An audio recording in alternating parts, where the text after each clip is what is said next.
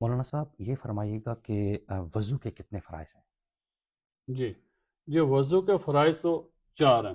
پہلا فرض یہ ہے کہ چہرے کا دھونا، یعنی کہ پیشانی کے بالوں سے لے کر تھوڑے کے نیچے تک، ایک کان کی لو سے لے کر دوسرے کان کی لو تک چہرے کا دھونا، یہ فرض ہے۔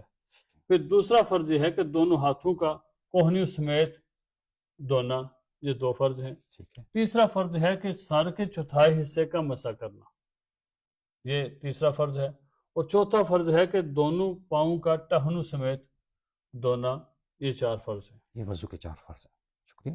اچھا مولانا صاحب یہ فرمائیں کہ یہ جو 4 فرائض ہیں وضو کے، ان کے پورے کرنے سے کیا وضو مکمل ہو جاتا ہے، اور ان فرائض کے ادا کرنے سے تمام عبادات بھی بنا کر سکتا ہے، اور آیا کہ پھر قرآن پاک کی تلاوت بھی بنا کر سکتا ہے؟ جی جی جو بندہ صرف 4 فرض ادا کرتا ہے جی، اس کا وضو تو مکمل ہو جاتا ہے۔ اچھا اس وضو وضو مکمل ہو کے جاتا ہے، ساتھ ٹھیک ہے، جو ہے وہ عبادات کر سکتا ہے، نماز پڑھ سکتا ہے، قرآن پاک کی تلاوت کر سکتا ہے، جو بھی عبادت کرنا چاہے وہ عبادت کر سکتا ہے۔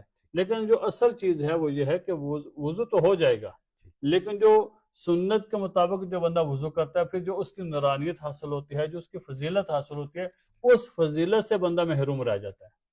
اس لیے چاہیے کہ اگر کوئی آدمی کے بندے کے اوپر کوئی اپواس اتنی زیادہ مجبوری نہ ہو تو پھر آدمی کو چاہیے کہ آرام سے سنت کے مطابق وضو کرے۔ جو آدمی سنت کے مطابق وضو کرتا ہے تو پھر وہ نورانیت حاصل ہوتی ہے، اس کا جو ہے بندہ ایک اچھی طرح وضو ہو جاتا ہے۔ تو انسان کو چاہیے کہ ٹائم لے کے جلدی نہ کرے، سنت کے مطابق وضو کرے۔ ہاں اگر کسی سفر میں ہے یا کسی ایسی جگہ میں ہے کہ وہ یا پانی کی قلت ہے تو صرف کیا کرے کہ وہ صرف فرائض کے اوپر ہی وہ اکتفا کر لے۔ لیکن اگر اس کے پاس ٹائم بھی ہے، پانی بھی ہے، تو آرام سے وضو کر سکتا ہے، تو پھر اس کو چاہیے کہ سنت کے مطابق وضو کرے۔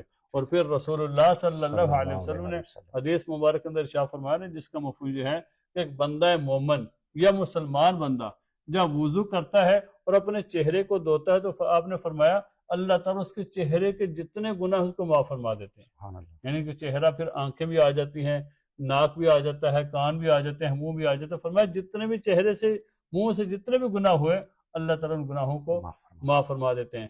پھر فرمایا جب بندہ مومن یا مسلمان بندہ اپنے ہاتھوں کو دھوتا ہے تو اللہ تعالیٰ اس کے ہاتھوں کے ساتھ جتنے بھی گناہ ہوتے ہیں اللہ تعالیٰ ان گناہوں کو معاف فرما دیتے ہیں۔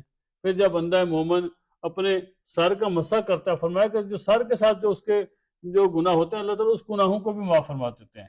پھر جب بندہ پاؤں کو دھوتا ہے تو اللہ تعالیٰ جو اس کے گناہ پاؤں کے چلنے سے جو گناہ ہوتے ہیں اللہ تعالیٰ ان گناہوں کو معاف فرما دیتے ہیں۔ تو انسان کو چاہیے کہ اچھی طرح وضو کرے ہمیشہ۔ اور رسول اللہ صلی اللہ علیہ وسلم نے فرمایا نا قیامت کے دن میری امت کے جب لوگ آئیں گے تو ان کو پہچان لیا جائے گا۔ صحابہ نے پوچھا کیسے پہچانا جائے گا؟ فرمایا کہ ان کے وضو کے جو اعضاء ہیں وہ چمک رہے ہوں گے، تو جو چاہتا ہے کہ ان کی چمک کو بڑھائے تو اچھی طرح وضو کرے۔ تو ہمیں چاہیے کہ جب بھی بندہ وضو کرے اچھی طرح سنت کے مطابق وضو کرنا چاہیے۔